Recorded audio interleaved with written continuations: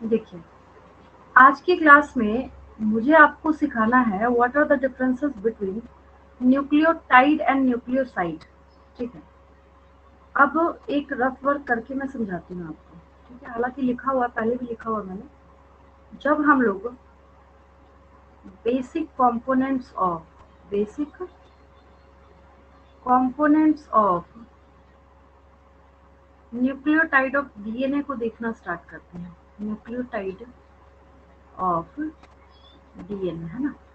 तो इसके basic component को जब हम लोग देखते हैं तो हमें कौन कौन सी चीजें नजर आती है, यहाँ पे क्या क्या दिखता है हम लोगों को।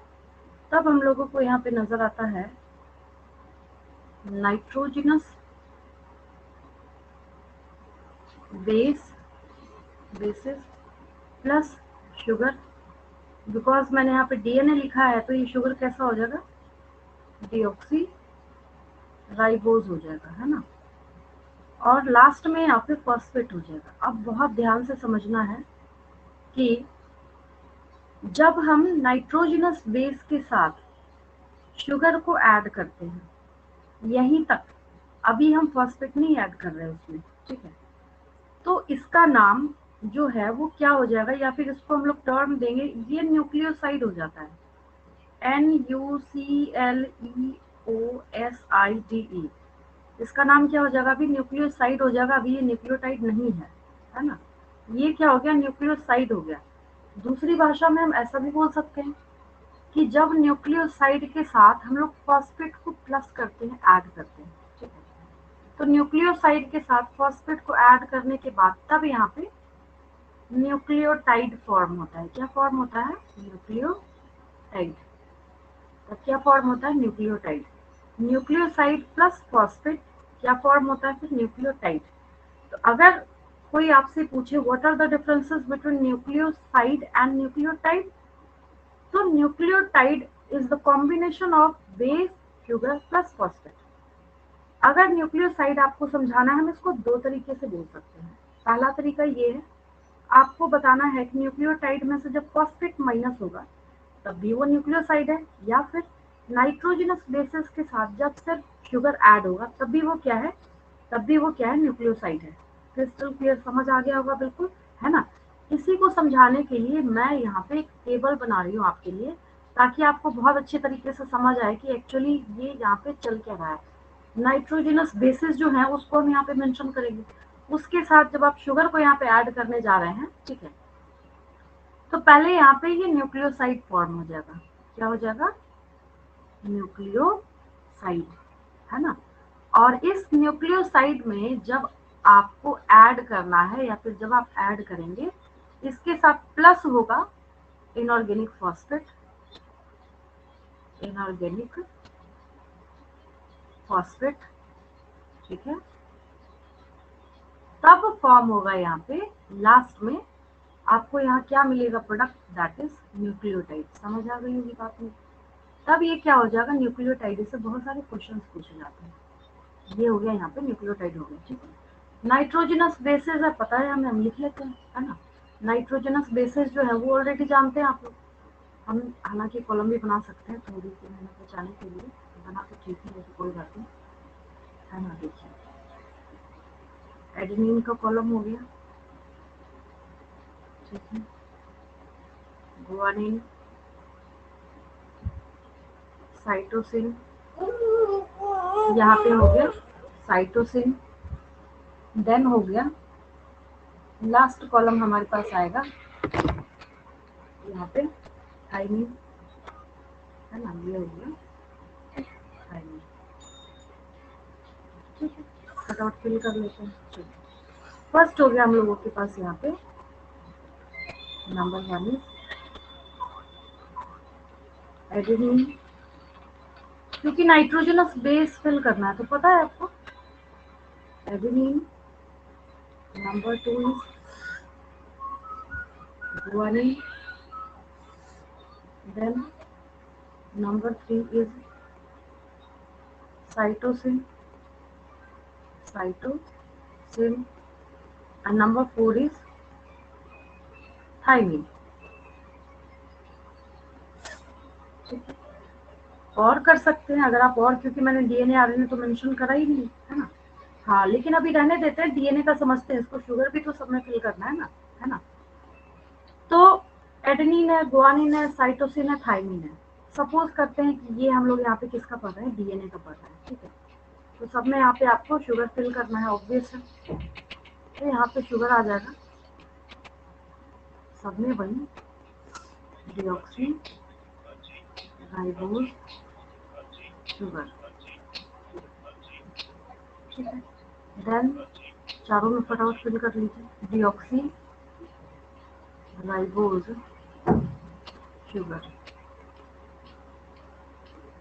Third number is deoxy ribose sugar.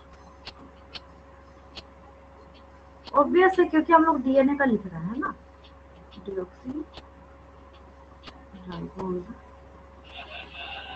Sugar. तो ये नाइट्रोजनस बेस प्लस शुगर, इससे बनना क्या है, न्यूक्लियोसाइड। तो अब इसमें लिखने वाली कौन सी बात है, अब आपको यहाँ पे समझ आएगा, ठीक है। क्योंकि हम यहाँ पे न्यूक्लियोसाइड लिख रहे हैं, क्या लिख रहे हैं हम लोग यहाँ पे, न्यूक्लियोसाइड मेंशन कर रहे हैं, ठीक है। तो क्योंकि ये न्यूक्लियोसाइड जो हम लोग यहाँ पे मेंशन करने जा रहे हैं, तो एडेनिन में जब हम शुगर ऐड करेंगे, इसका नाम एडिनोसिन हो जाएगा। इसका नाम क्या हो जाएगा,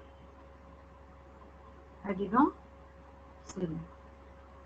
इसका नेम हो गया एडिनोसिन, ठीक है।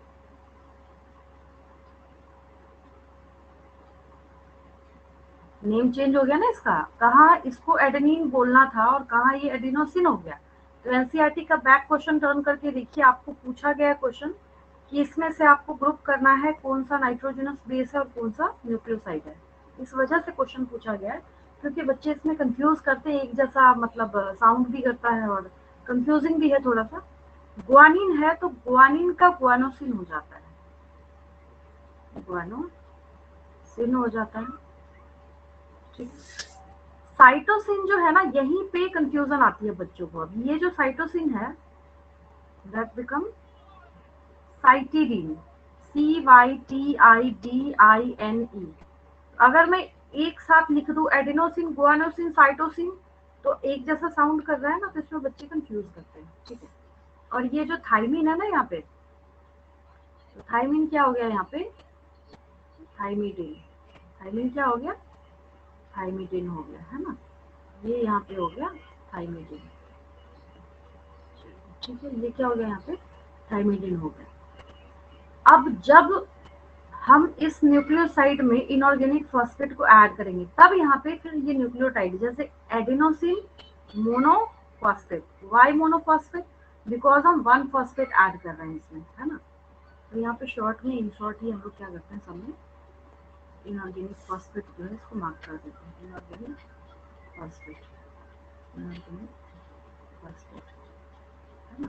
हो गया ये, लास्ट कॉलम बचा हमारे पास, फटाफट फिल कर लेते हैं इसको भी। ये हो जाएगा adenosine monophosphate, guanosine monophosphate, cytidine monophosphate, thymidine monophosphate, है ना। यहाँ पे हो जाएगा adenosine, adenosine monophosphate, adenosine monophosphate. फिर हो जाएगा गुआनोसिन मोनोफॉस्फेट, गुआनोसिन मोनोफॉस्फेट। फिर हो जाएगा यहाँ पे साइटिडिन, साइटिडिन मोनोफॉस्फेट। लास्ट बचा बस, दैट इज थाइमिडिन, थाइमिडिन मोनोफॉस्फेट, है ना। हो गया ये। तो इससे बिल्कुल क्रिस्टल क्लियर हो गया होगा कि कैसे आप रिकॉग्नाइज कर सकते हैं, डिफरेंशिएट कर सकते हैं, डिस्टिंग्विश कर सकते हैं between nitrogenous base and nucleoside. ज्यादातर इसी के बीच में पूछा जाता है, एनसीईआरटी के बैक क्वेश्चन में भी दिया है, आप जब देखेंगे वो क्वेश्चन अब आपसे सॉल्व हो जाएगा, है ना। तो ये आसान सा था, जिसको देख के आपको समझ आ रहा होगा कि ये है क्या, ठीक है। अब ये तो खैर पेज है, ये रहा डीएनए का स्ट्रक्चर, ठीक है। डीएनए के स्ट्रक्चर को जब आप ध्यान से एनालाइज करना स्टार्ट करते हैं, डीएनए का स्ट्रक्चर है तो ऑब्वियस हम लोगों को इसको क्या करना पड़ता है, एनालिसिस करना पड़ता है, देखना पड़ता है। डीएनए क्या है, मोस्ट अबंडेंट जेनेटिक मटेरियल है। ये जो भी आपको नजर आ रहा है एक्चुअली क्या है, ये most abundant genetic material in nature है, नेचर में सबसे ज्यादा पाया जाने वाला जेनेटिक मटेरियल है, ठीक है। अब इसको देख के ना लिखना है आपको, मतलब डीएनए को रटना नहीं है, इसको जो आपको नजर आ रहा है यहाँ पे, इसको हम लोग अब लिखने जा रहे हैं। कोई भी ऐसी चीज नहीं है जो आपको फील होगा ना, हालांकि हम लोग क्या पढ़ रहे हैं, सीएमबी, इसको शॉर्ट में सीएमबी बोला जाता है, सेल एंड मॉलिक्यूलर बायोलॉजी। आगे जाके जो बच्चे एमएससी वगैरह करते हैं ना, तो जिन बच्चों के बहुत अच्छे मार्क्स आते हैं उनको, मतलब जो टॉप रैंकर्स बच्चे होते हैं, उनको ये ब्रांच दी जाती है बायोलॉजी, ठीक है। आगे जाके जो डिफरेंशिएट होता है, ये कहाँ से लाया है, ये तुम लाया है, ये तुम लाया है। तो इसमें इसको देख के कैसे लिखना है, सो देखिए।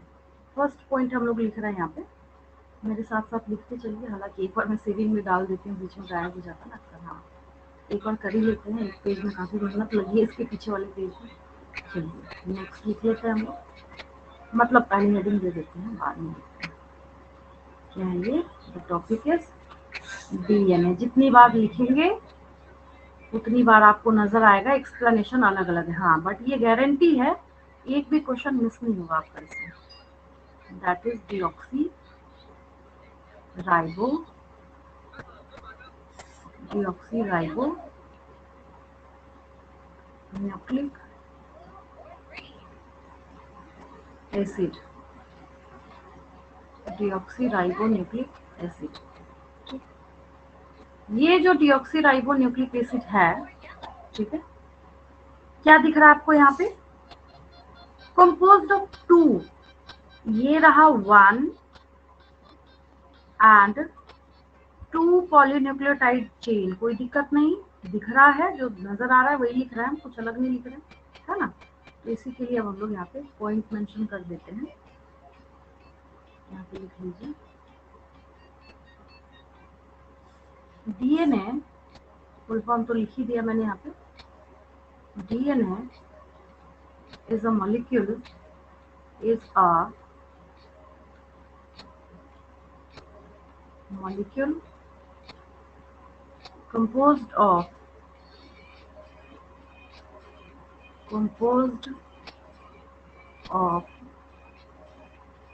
two polynucleotide chains, composed of two polynucleotide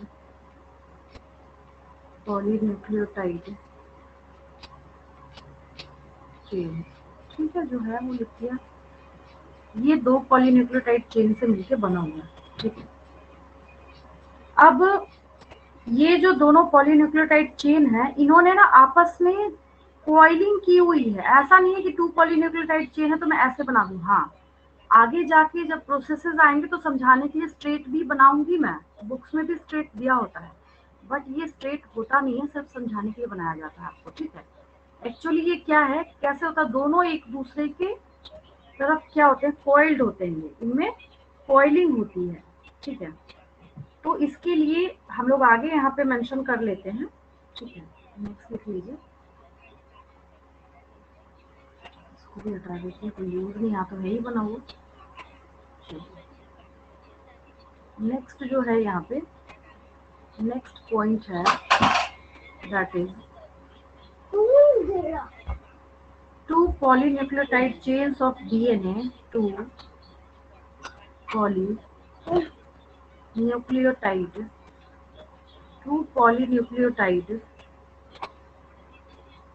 nucleotide chains of DNA, chains of DNA coil around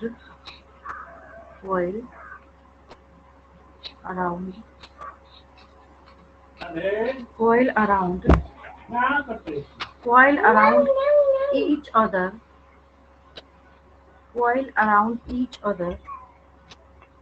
to form a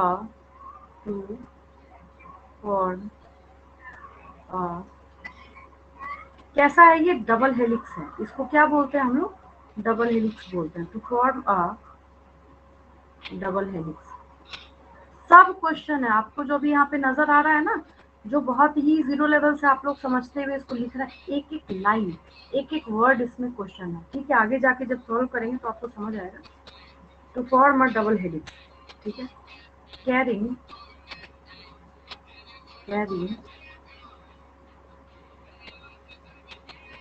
genetic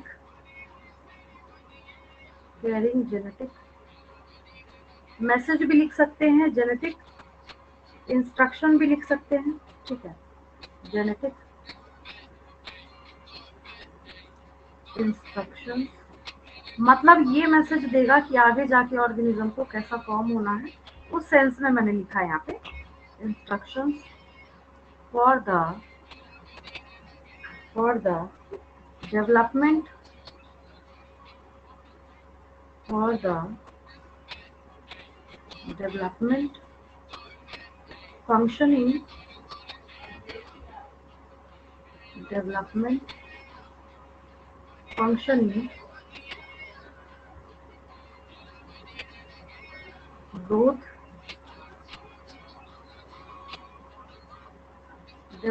functioning growth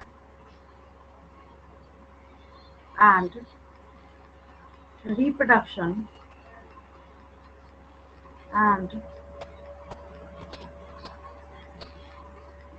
reproduction of all known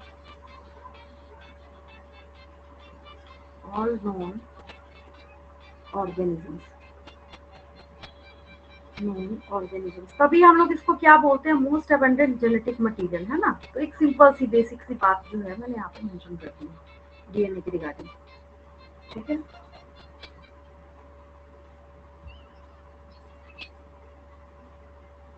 चलिए इस पेज में कोई दिक्कत तो नहीं होगी, मेरे साथ साथ नोट कर लिया हो आपने, नोट कर लीजिए इसको। आते आपने वो पिछले चैप्टर के पीडीएफ पर लिखा था, मैं अभी सेंड कर देती हूँ ये क्लास ओवर होने के बाद। ऐसा भी बोल सकते हैं इसकी बजाय, जो मैंने नीचे लिखा है ना, इसकी बजाय आप ऐसा भी लिख सकते हैं कि DNA is actually the hereditary material in humans and almost all other organism. सारे ऑर्गेनिज्म में क्या है, ये हेरिडिटरी मटेरियल की तरह काम करता है। ठीक है, और ये जो इसके यहाँ पे क्या है, डीएनए जो इस तरीके से है, ये कैसे है? ये मतलब हेलिकल स्ट्रक्चर है। ये कैसा दिख रहा है आपको यहाँ पे? क्या है ये? हेलिकल स्ट्रक्चर है। ठीक है, ये पेज हो गया और आगे बढ़ती हूँ मैं।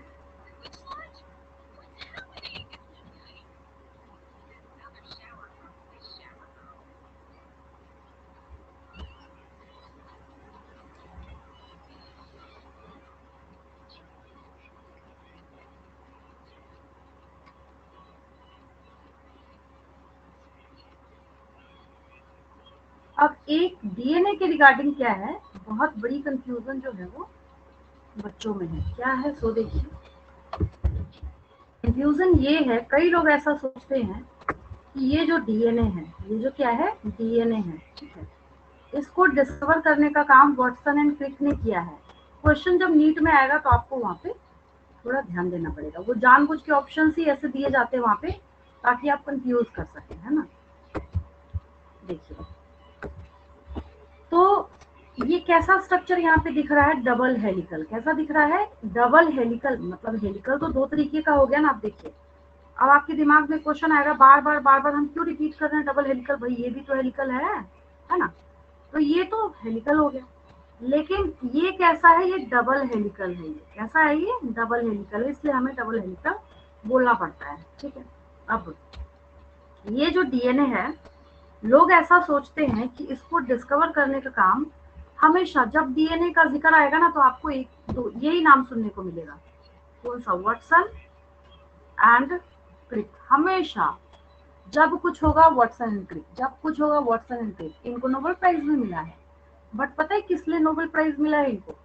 इनको नोबेल प्राइज इसकी गुत्थी सुलझाने के लिए मिला है। मतलब इन्होंने बताया पहली बार डीएनए इज डबल हेलिकल, ये डबल हेलिकल है। और कैसे हेलिकल स्ट्रक्चर में यहाँ पे इसके ये बेस पेयर्स जो है, बिल्कुल यहाँ पे तो आपको ये छोटा बड़ा ऐसे दिख रहा है ना, लेकिन अगर इसको समझना है आपको बहुत अच्छे से, तो वो आपने देखा होगा कई जगहों पे लोग स्पेस बचाने के लिए गोल चक्कर वाली ऐसे ऐसे ऐसे ऐसे सीढ़ियां लगाते हैं ना, तो आपको बाहर से खड़े होने पे ऐसा दिखता है कि पता नहीं वो जो स्टेयर्स है उसकी उसमें डिस्टेंस बराबर होगा या नहीं होगा, लेकिन जब आप ऊपर चढ़ना स्टार्ट करते हैं तो आपको पता चलता है कि जो डिस्टेंस है वो इक्वली मेंटेन है। तो हर एक नाइट्रोजनस बेस पेयर जो है उनके बीच का गैप सब क्वेश्चन अपने आप में, जो गैप है उनके बीच का, उसके बारे में भी हम लोग यहाँ पे देखेंगे। इसका भी प्रॉपर डिस्टेंस वगैरह सब कुछ आपको सीखना है। हाँ, हम लोग कहाँ थे, यहाँ पे हम लोगों को क्वेश्चन करना था हु डिस्कवर्ड डीएनए। ठीक है, एक्चुअली इसको डिस्कवर नहीं, मतलब सबसे पहली बार ना आइडेंटिफाई करने का काम काफी पहले किया गया था। ठीक है, वो फ्रेडरिक मिशर ने किया था। और जबकि वाटसन एंड क्रिक, ये जो है ना, ये जो वाटसन एंड क्रिक है, इनको नोबेल प्राइज मिला है डीएनए के फील्ड में ही मिला है, बट ये बताने के लिए मिला है कि DNA is double helical in structure. ठीक है, ये बताने के लिए मिला है इनको, है ना। तो चलिए आगे हम लोग लिख लेते हैं, यहाँ पे मेंशन कर लेते हैं इसको। आपको ऑप्शन में वाटसन एंड क्रिक भी दिया जाएगा, मिशर भी दिया जाएगा। बच्चे बोलते हैं हमारा तो एग्जाम बहुत अच्छा गया, हम तो सही लिख के आए हैं, लेकिन वो एक्चुअली गलत करके आ जाते हैं क्वेश्चन। वो ध्यान नहीं दे पाते कि पूछा गया क्या गया है वहां पे। ठीक है, तो लिख लीजिए यहाँ पे।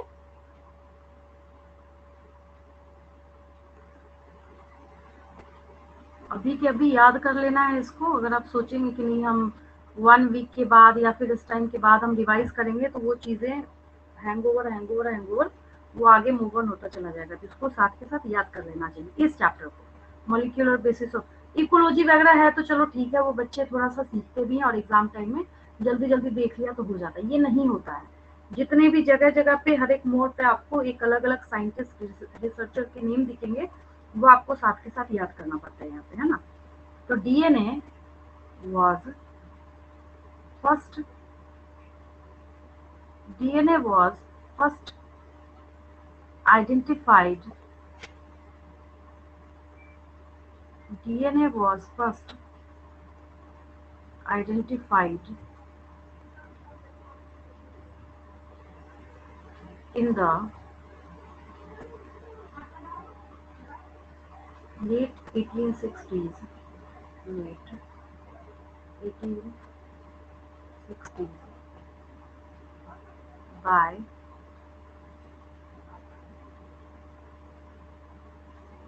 Swiss। क्या थे ये? केमिस्ट थे ये,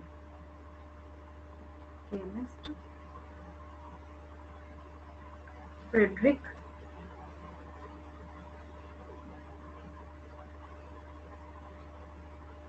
फ्रेडरिक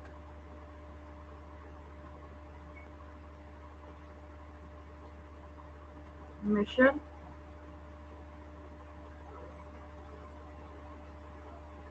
ठीक है, लिख लीजिए इसको। और अभी के अभी जहां बैठे हैं वही 5 टाइम्स बोल के रिपीट करके इसको याद कर लेना आपको। पहली बार डीएनए को डिस्कवरी हुआ एक तरीके से, है ना। आइडेंटिफाई करने का काम किन्होंने किया था? फ्रेडरिक मिशर ने किया था। एफ मिशर भी लिखा जाता है इनको, MIESCHER। फ्रेडरिक मिशर ने सबसे पहले इसको आइडेंटिफाई करने का काम किया था। ठीक है,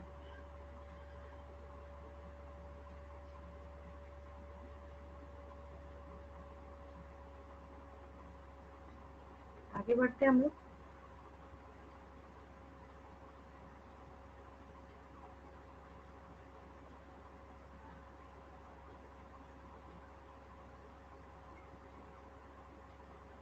चलिए, in DNA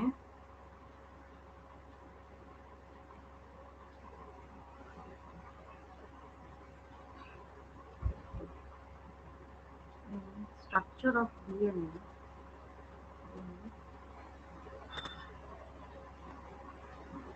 structure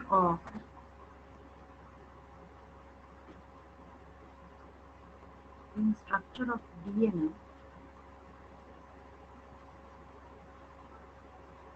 nitrogenous basis, nitrogenous मतलब इसके बारे में लिख रहे हैं हम लोग। एडेनिन के साथ थाइमिन बाइंड कर रहा है, गुआनिन के साथ साइटोसिन, उसके लिए पॉइंट लिख रहे हैं। इन structure of DNA nitrogenous basis of both polynucleotide chains of both polynucleotide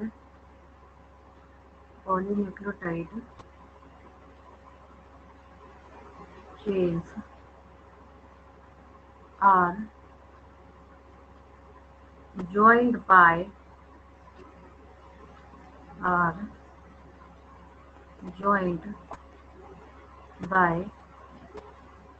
hydrogen bonds. ये तो खैर क्वेश्चन है, रेड से लिख देते हैं, joint bye hydrogen bonds, hydrogen bonds. Question है कौन सा बॉन्ड इनको ज्वाइन करने का काम करता है, आपको ऑप्शन में दिया जाएगा। Covalent bond, coordinate bond, hydrogen bond, वहां पे मार्क करना पड़ता है जो इसका राइट आंसर होता है उसको।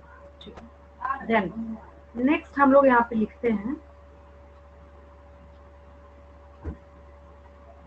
ऐसे रिप्रेजेंट करने से भी काम चल जाता है, लिख भी सकते हैं, कोई दिक्कत नहीं है।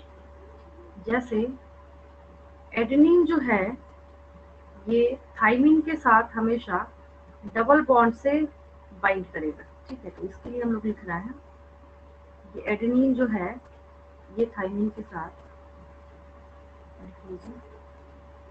नाइट्रोजिनस बेस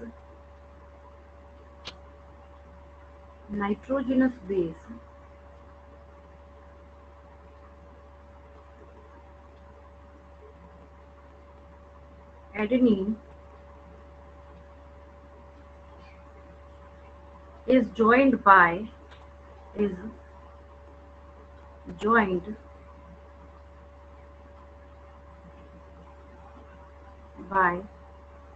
thymine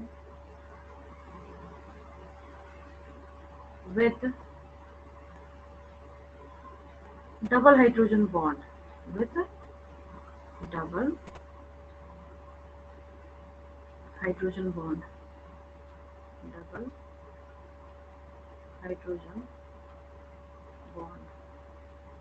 ठीक है, उसका नेक्स्ट पॉइंट हम लोग लिख लेंगे, इसको कॉपी कर लीजिए।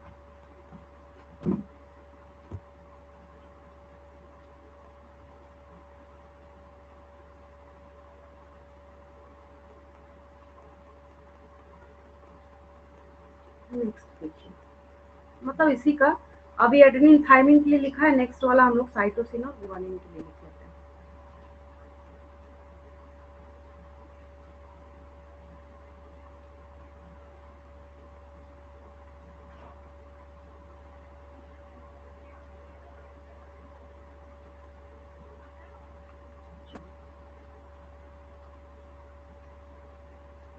साइटोसिन गुआनिन के साथ कैसे बाइंड करेगा, साइटोसिन 1 2 3, इसके लिए लिख लीजिए cytosine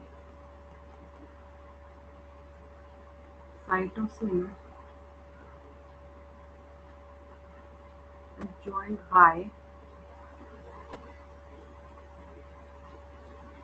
cytosine is joined with guanine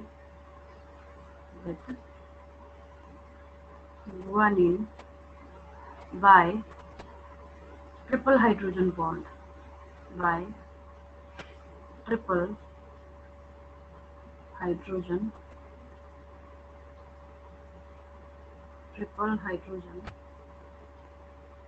bond।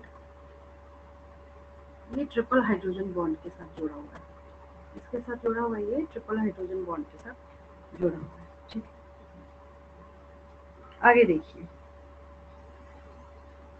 अब अगर हमें क्या करना हो, डीएनए का लेंथ देखना हो, मतलब ये डीएनए है और हमें इसका लेंथ देखना हो तो क्या होता है actually, base pair base pair base pair base pair base pair. क्या बोलने का मतलब है, जैसे यहाँ पे हम लोग के पास डायग्राम है तो 1 2 3 4 5 6 7 8 9 10 मतलब ऐसे करके जितना ज्यादा या जितना नंबर ऑफ बेस पेयर होगा उतना लेंथ होगा डीएनए का। ये मैंने पिछली क्लास में भी ये बात आपको समझाई थी, है ना।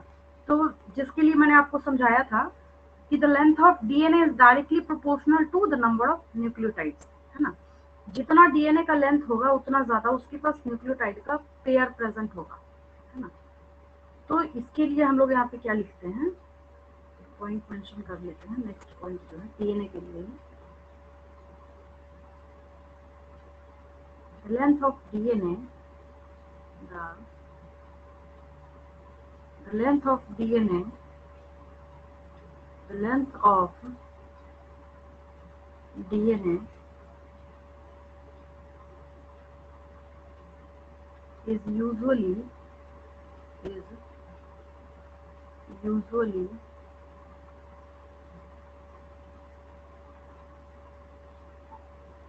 defined as usually defined as number of nucleotides, number of nucleotides, number of nucleotides।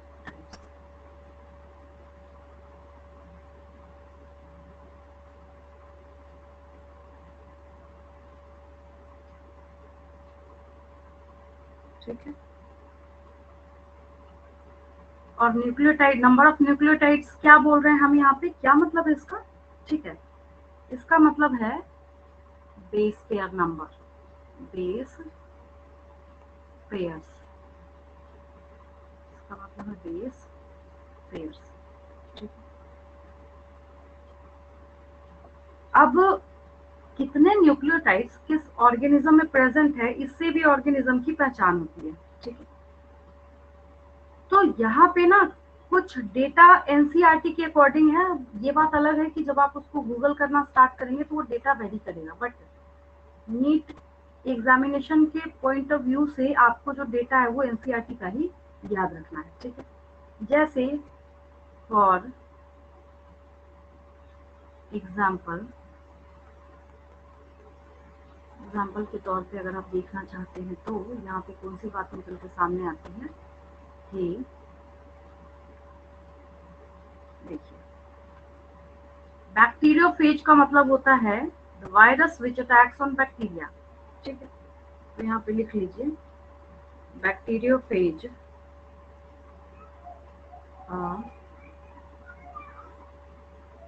Bacteriophage हो सकता है आपके दिमाग से स्किप हो जाए, मैं यहाँ विदिन ब्रैकेट डाल देती हूँ। एक्चुअली में ये बैक्टीरियोफेज लिखा है बट ये बैक्टीरिया नहीं है, ये वायरस है, virus which attacks on, virus which attacks on bacteria. बस हो गया, ये मतलब है बैक्टीरियोफेज का, ठीक है। तो virus which attacks on bacteria that is bacteriophage, ठीक है। तो इसका नेम जो है उसको 5x174 बोला जाता है। अब बैक्टीरियोफेज यहाँ पे मैं कर देती हूँ फिर 5x174 इसके पास जब देखा गया, ये डेटा पूछा जाएगा आपसे, मैं बार बार रिपीट कर देती हूँ, ठीक है। डेटा जो है ये इम्पोर्टेंट है, ये डेटा 5386, इसके पास 5386, ठीक है। इतने न्यूक्लियोटाइड्स हैं इसके पास, अभी के अभी इसको 5 टाइम्स रिपीट करके याद कर लेना है आपको। इसके पास इतने सारे न्यूक्लियोटाइड्स हैं, 5386 न्यूक्लियोटाइड्स हैं इसके पास, क्या है 5386 न्यूक्लियोटाइड्स हैं इसके पास, ठीक है। अब ये तो एक बैक्टीरियोफेज है ना 5x174, जब हम लोग नेक्स्ट वाले का जिक्र करते हैं उसमें इससे भी ज्यादा अवेलेबल होते हैं, ठीक है। नेक्स्ट हम लोग अब बैक्टीरियोफेज तो मैंने समझा ही दिया आपको, एक वायरस जो कि बैक्टीरिया के ऊपर अटैक करता है, ठीक है। तो नेक्स्ट हम लोग लिख लेते हैं यहाँ पे बैक्टीरियोफेज, बैक्टीरियोफेज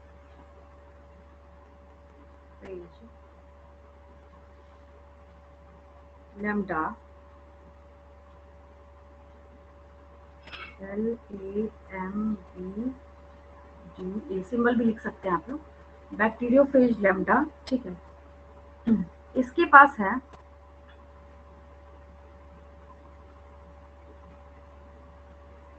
यहाँ पे टोटल बहुत ज्यादा है इसका नंबर, दैट इज 48,502, ठीक है। इतने वही बात है, इसके पास मैंने यहाँ पे न्यूक्लियोटाइड लिखा है, इसके पास जो बेस पेयर आप लिख रहे हैं उसको आप न्यूक्लियोटाइड से लिख सकते हैं, ठीक है, बेस पेयर्स।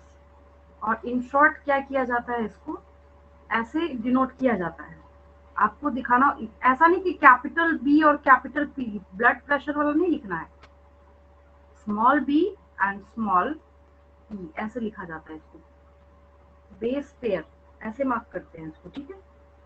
इकोलाई पे चलते हैं अब हम लोग, जिसका बायोटेक्नोलॉजी में बहुत ज्यादा एक्सटेंसिवली यूज किया जाता है, उस इकोलाई के डेटा पे चलते हैं, ठीक है। ये हो गया, चलिए आगे, ये सब डायरेक्ट क्वेश्चन है, ये इसमें कहीं कोई भी डिस्काउंट नहीं, कुछ नहीं, आपने सोचा नहीं हमारा मन नहीं कर रहा, हम नहीं याद करेंगे, नहीं याद करेंगे क्वेश्चन मिस हो जाएगा, है ना। जैसे कैसे केमिस्ट्री में आप पढ़ते हैं, आप बोल रहे हैं नहीं पोटेशियम है तो हम के नहीं लिखेंगे, उसको हम पी लिखेंगे, तो आपको नंबर भी नहीं मिलेगा, वो आपको रखना पड़ता है दिमाग में, पोटेशियम इज के, है ना। एग्जैक्टली उसी तरीके से ये जो सारे नंबर्स हैं 2-3 बार नोटबुक पे लिख लेने पे याद हो जाता है, ठीक है। चाहे तो आप इसको इकोलाई बोलिए, नहीं तो इसका फुल नेम जो है वो भी आप लिख सकते हैं, दैट इज एस्केरिचिया कोलाई, ESCHERE,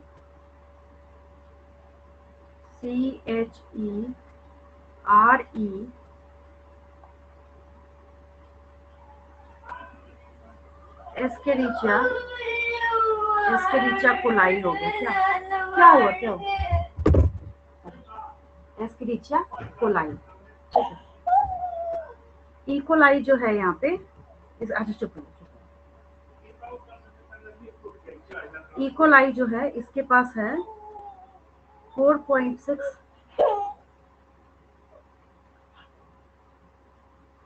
इसके पास है,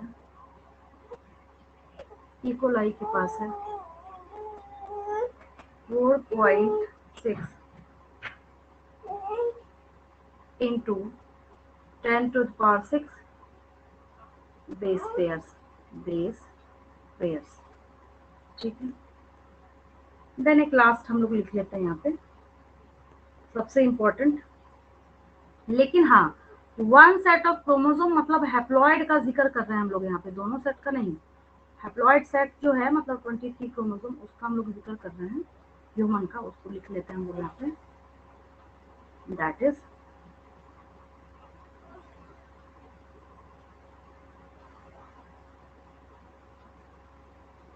नेक्स्ट लिख लीजिए यहाँ पे, ऐसे कर देती हैं ह्यूमन, और यहाँ पे ह्यूमन, और फिर हो गया हैप्लॉइड कंटेंट, ह्यूमन का हैप्लॉइड कंटेंट, इसका जो हैप्लॉइड कंटेंट है उसमें है, ये तो बहुत ज्यादा पूछा जाता है, 3.3 into 10⁹ बेस पेयर्स, ठीक है। ये पेज बहुत ज्यादा इंपॉर्टेंट है, सारे ही क्वेश्चन है इस पेज में, जितने भी पॉइंट्स आपको यहाँ पे नजर आ रहे हैं सबके सब क्या है क्वेश्चन अपने आप में।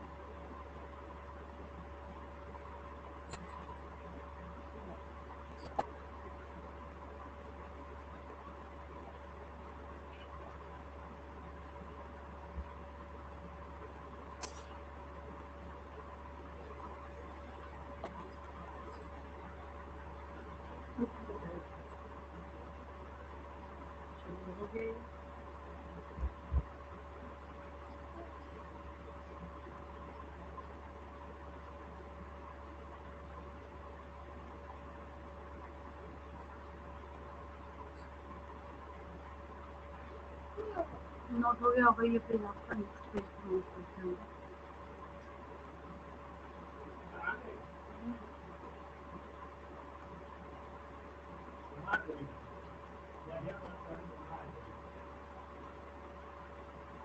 चलिए आगे बढ़ते हैं।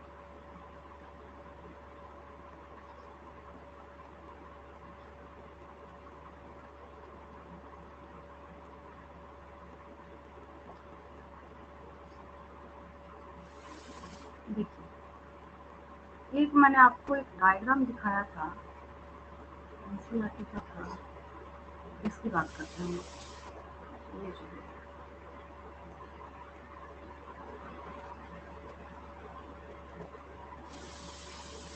इस डायग्राम में बहुत सारी इंपॉर्टेंट चीजें हैं। देखिए,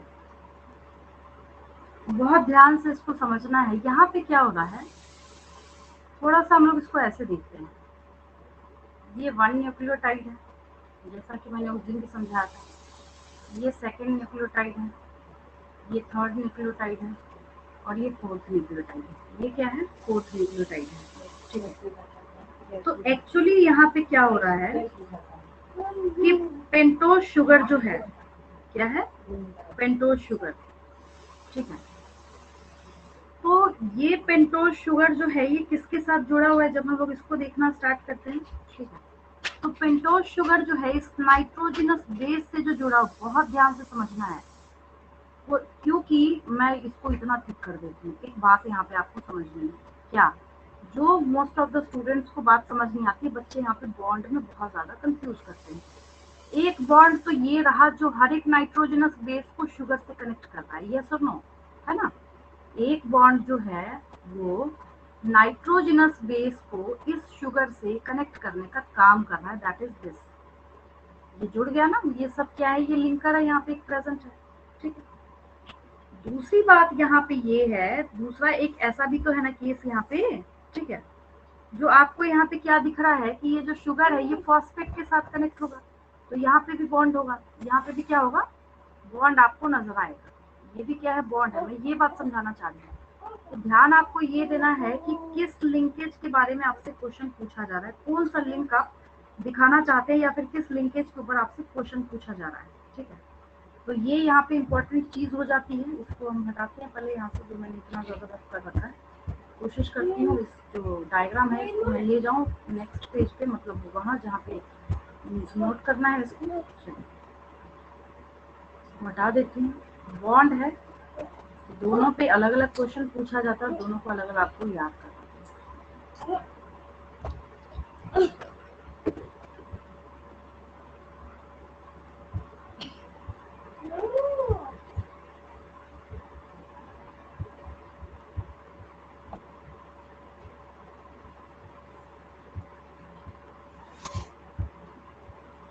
ये हो गया। अब वहाँ पे क्योंकि वो डायग्राम होगा तो मैं लिखूंगी भी, तो आपको बात समझ आएगी कि मैं बोलना क्या चाह रही हूँ। जैसे मैं बैक पेज पे आई ना, तो ये एनसीईआरटी का डायग्राम तो ऐसे ही बेस्ट होता है। बहुत सारे हैं मिलते जुलते भी अवेलेबल हैं, तो बहुत सारी बात हुई है, बट आसानी हो जाती है थोड़ी सी। पॉलीन्यूक्लियोटाइड चेन दिखाया ही जा रहा है।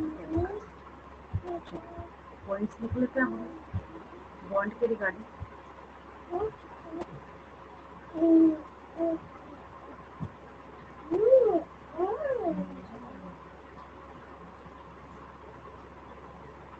लिख लीजिए यहाँ पे।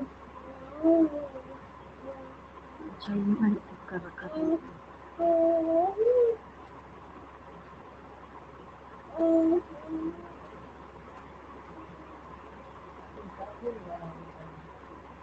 A nitrogenous base.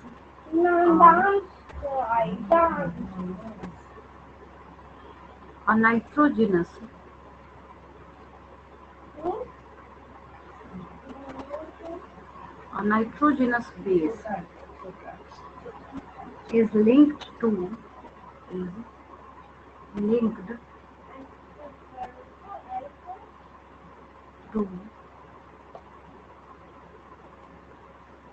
OH। O तो ज़्यादा ही छोटा हो गया, इसको ऐसे ही करो। Linked to OH, linked to OH of one one है ये, और वन प्राइम कार्बन या one dash carbon, pentose sugar, pentose sugar, pentose sugar through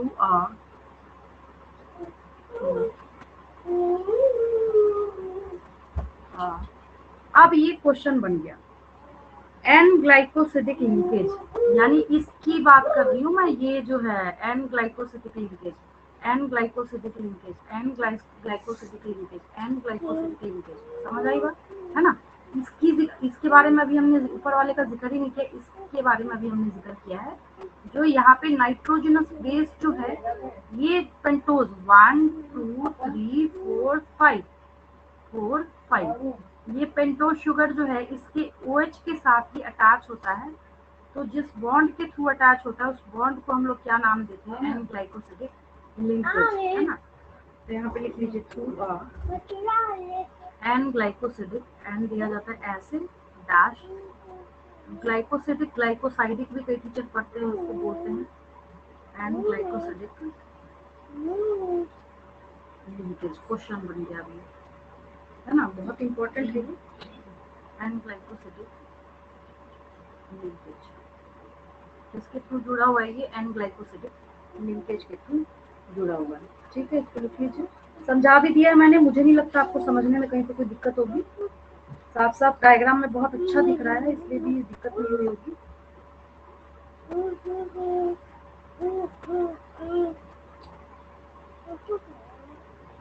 अब यहाँ पे स्टोरी में ट्विस्ट ये है, ठीक है, अभी हम शुगर के साथ सिर्फ नाइट्रोजनस बेस को ऐड कर रहे हैं। क्या है ये, व्हाट इज दिस, न्यूक्लियोसाइड। ये क्या है, न्यूक्लियोसाइड। फॉस्फेट तो ले ही नहीं रहे ना अभी हम इसका, न्यूक्लियोसाइड, न्यूक्लियोसाइड। तो इसके लिए हम लोग आंसर क्या बोलेंगे, मतलब यहाँ पे आगे जो हम कंटिन्यूएशन लिख सकते हैं कि लिंकेज टू, थोड़ा और अच्छा हो जाएगा, उससे और क्रिस्टल क्लियर हो जाएगा, to form a nucleoside or a nucleoside। मतलब अभी अभी हमने फॉस्फेट जो है उसका कोई काम वाम नहीं किया है, उसको हमने ऐड नहीं किया है यहाँ पे, ठीक है। तो ये हो गया।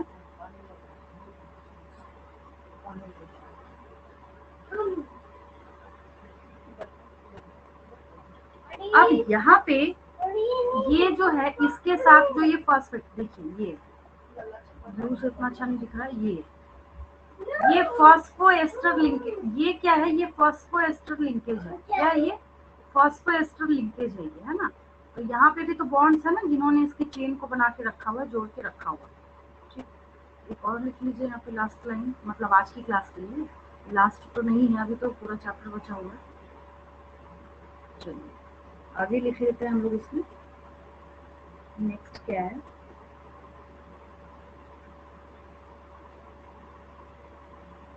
अब a phosphate group, a phosphate group, a phosphate group is linked, a phosphate group is linked to OH of 5 prime carbon of a nucleoside. Nucleoside इसलिए बोला जा रहा है क्योंकि अभी तक ये दोनों इकट्ठे हैं, इसके लिए बोला जा रहा है। Of a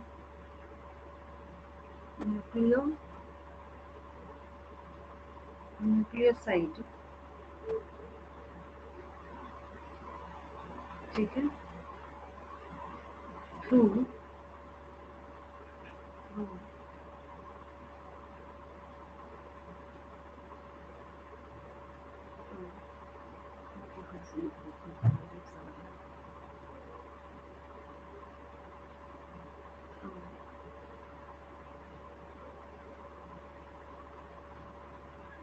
phosphoester bond, through phosphoester bond या फॉस्फोएस्टर लिंकेज, जो अच्छा लगे वो लिख सकते हैं।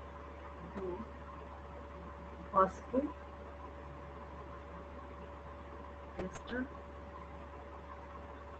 लिंकेज, तो फॉस्फोएस्टर लिंकेज, फॉस्फोएस्टर लिंकेज के थ्रू जुड़ा होता है, ठीक है। तो आज की क्लास में मैंने आपको जो एक्सप्लेनेशन है वो डीएनए के बारे में, कैसे बन रहा है, कैसे बॉन्ड से, हालांकि बोला क्या जाता है, सच है, फैक्ट भी है, इसके बारे में आप जितना, इसके रेडियस को देखते हुए आप जितनी स्टडी, जितनी पढ़ाई कर सकते हैं, जितनी एक्सप्लेनेशन आप डीएनए के बारे में कर सकते हैं वो कम है इसके बारे में, है ना। बहुत सारी चीजें, बहुत सारा पॉइंट ऑफ व्यू है, बहुत सारी चीजें हैं इसके रिगार्डिंग जो हम लोग और भी आगे नेक्स्ट क्लास में देखेंगे, ठीक है। आज की क्लास में कोई डाउट तो नहीं किसी को? क्लियर है बिल्कुल?